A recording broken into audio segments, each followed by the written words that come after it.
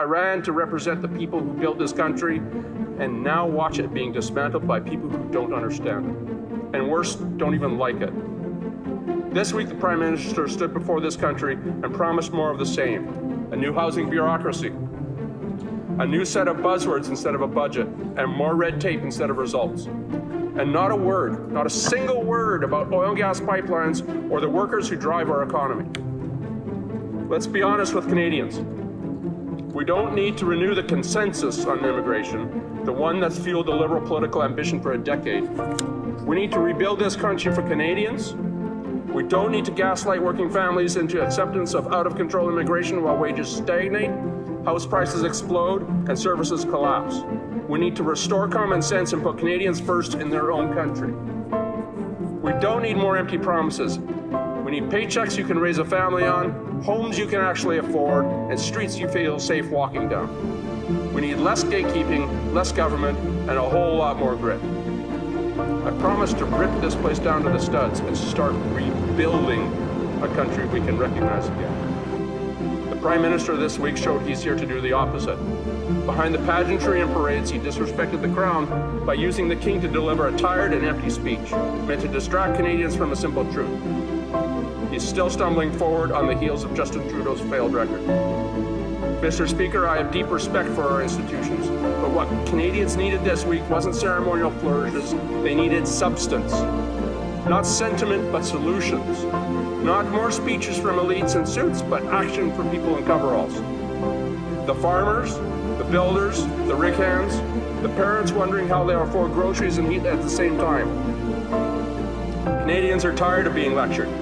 They're tired of being told everything is fine when they can see with their eyes that it's not. This country has a proud and noble history. It was built by pioneers, sustained by families, and defended by those willing to risk everything for the promise of freedom and prosperity. But after a decade of mismanagement and division from the Liberal front bench, that promise is fading. I didn't come here to rub shoulders with royalty. I came here to fight for the families, farmers, and energy workers who build this country. And I'll keep fighting until the Liberal government gets the message. Because that promise still lives, and I intend to keep it. Wow. Fuck, man. That video makes me emotional. And I'm the one that edited it. Yeah. Such a great... That dude is awesome. I really hope I can get him on the show. As Mitchell I'm says. really hoping that I can get him because... Well, I mean, everything he says is right. Like it's 100% right. We don't need to go back to the Liberal consensus on immigration. We need a new consensus. What we've been doing for the last 10 years has been immigration is the goal, and we fit Canada and Canadians into it when we can. Canadians should be the goal, and we fit immigration into it where we can. The immigration should be working towards the goal of helping Canadians. Not Canadians should be working towards the goal of enabling immigration. It's completely backwards. And I don't know how they did this. They slipped this into the back door. Nobody voted on this. There was no elections held on this. They just did it. And now if you say, no, wait a minute, I don't like that. Now you're racist. Now you're a bigot. Now you're a xenophobe. And it's like, that.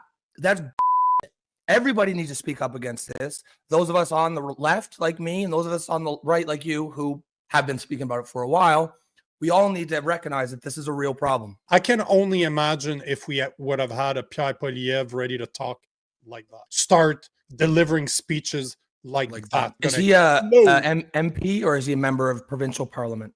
No, he's a federal MP for Bow River in Alberta. Do we know his name? David Bexte, Bexte. He's in Alberta and he speaks for Alberta. But his video was so good that I wanted to chop it down in a way that it would be applicable to everybody in Canada. Because he's clear. He represents Bow River, and that is who he's trying to help. That's his job. That's why he was elected. But his message was so powerful that it doesn't apply just to Albertans. It applies to every single fucking Canadian that wants Canada to be Canada from 40 years ago, the Canada I grew up in. Some of the comments that I got on the Instagram, bro, are just like, people are tearing up. It's like, I thought we need. I thought it was a great video. Where did the politicians go with, you could call it soaring oratory? You know what I mean? That the speeches that give you that feeling in your chest, in your heart. Nowadays, it's just slogans and buzzwords. And you know why? Because slogans and buzzwords are safe.